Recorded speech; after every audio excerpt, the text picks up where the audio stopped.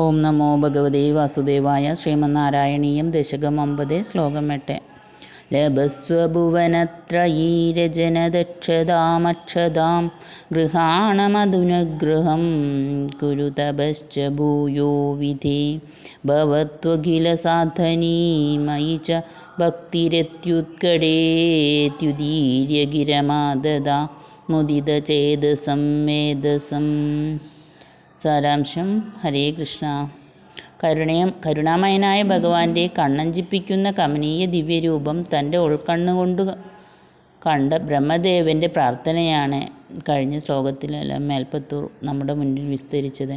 ബ്രഹ്മദേവൻ്റെ അനേക വർഷങ്ങളോളം നീണ്ട തപസ്സിലും സമാധിയിലും സംപ്രീതനായ ഭഗവാൻ തൻ്റെ ദിവ്യരൂപം ബ്രഹ്മദേവന് കാട്ടിക്കൊടുത്തു എന്ന് നേരത്തെ പറഞ്ഞിരുന്നല്ലോ.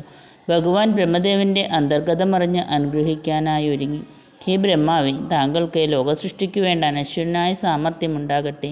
അതിനായി ഞാൻ അനുഗ്രഹിക്കുന്നു. എൻ്റെ അനുഗ്രഹത്തെ കൈക്കൊണ്ടാലും താങ്കൾ തപസ് നിർത്തരുത്. ഇനിയും തപസ് ചെയ്യുകയും വേണം. എന്നാൽ മാത്രമേ താങ്കൾക്ക് സംശയലേശമന്യേ പ്രപഞ്ച നിർമ്മാണത്തിന് വേണ്ട ശേഷിയുണ്ടാകൂ.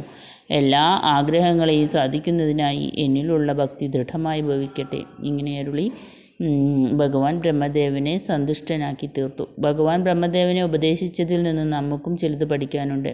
എന്തെന്നാൽ ഏതൊരു കാര്യവും സഫലമാകണമെങ്കിൽ ഭഗവാന്റെ അനുഗ്രഹം കൂടിയേ തീരൂ. സമർപ്പണ മനോഭാവത്തോടെ കർമ്മം ചെയ്താൽ മാത്രമേ അത് സഫലമാകൂ. ഭഗവാന്റെ അനുഗ്രഹം മാത്രം പോരാ, കർമ്മം ചെയ്യുക തന്നെ വേണം. അതാണ് ഇനിയും തപസ് ചെയ്യൂ എന്ന് ഉപദേശിക്കാൻ കാരണം. തപസ് ചെയ്യണമെങ്കിൽ ഭഗവാനിലുള്ള ഉറച്ച ഭക്തിയും അത്യന്താപേക്ഷിതമാണ്. ഭഗവത് ഭക്തിയില്ലെങ്കിൽ ഏകാഗ്രതയുണ്ടാകില്ല. മനസ്സ് ചാഞ്ചാടും. പതുക്കെ പതുക്കെ പരിശീലിച്ച് ഏകാഗ്രത ഉറപ്പിച്ചാൽ മാത്രമേ വിജയപ്രാപ്തിയിലെത്തൂ. ഹരേ കൃഷ്ണ. സർവം കൃഷ്ണാർപ്പണമസ്തു.